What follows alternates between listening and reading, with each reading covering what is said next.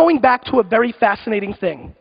I truly believe as I stand here that your grandparents are more positioned to be successful in the new world than you are, because the way they ran their companies and the way they built their companies was old school small town rules.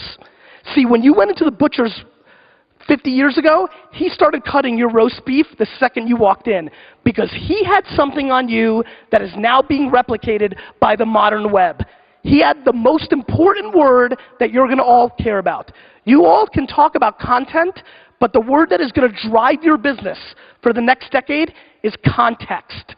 We are living through a context war, and the logos in this room that understand how to win the context war over the next decade will be the most successful. Let me explain. Word of mouth closes business.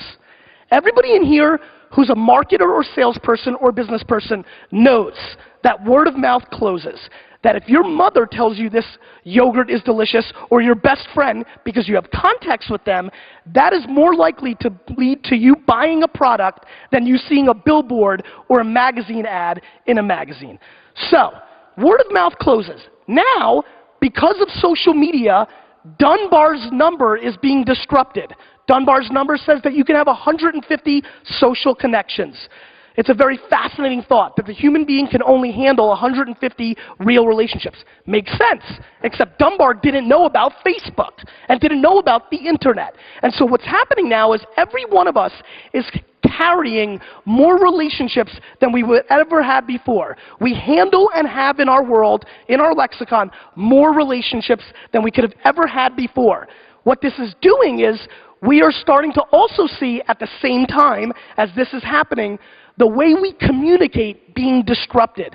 See, everybody here agrees that music has been disrupted. The music industry has been disrupted. Clearly, Napster and iTunes. We could even debate that publishing is well on its way to being disrupted.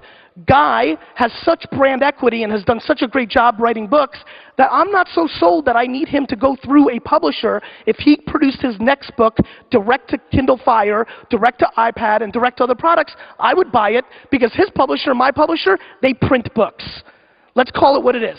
They print. They don't market. They don't sell. They print. And keeping all that percentage of the business for printing is pretty, 1 minute, shit. All right, so let me wrap up with this. We agree that music and publishing and other things have been disrupted. One thing that I implore you to think about is that communication has been disrupted.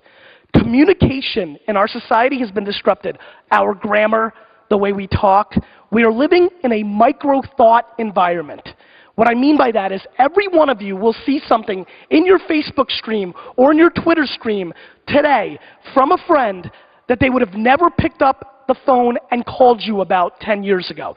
Somebody today in your world will say something on one of these platforms that says, Snickers are delicious, or pickberry yogurt, watermelon flavor is yummy, or JetBlue sucks, or I hate you McDonald's, you make me fat. They're gonna say something. And every one of you are being impacted by that branding message.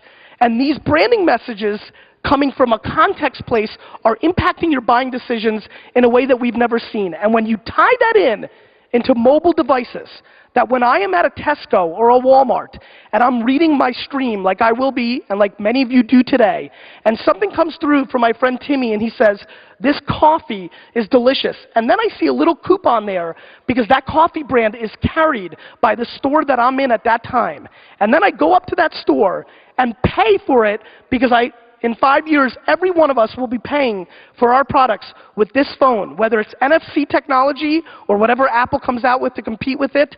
Every one of us will be paying with this device, and our word of mouth at scale is going to dictate our buying decisions in a way that dramatically trumps the way you push. And the brands that know how to work the room, the cocktail party, and have genuine human relationships with the consumer are going to be the ones that get the biggest market share.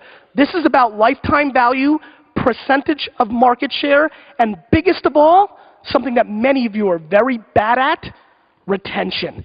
We all know how to acquire, but acquiring has been mapped. This whole world, the one we're going into, is about retention. Thank you so much.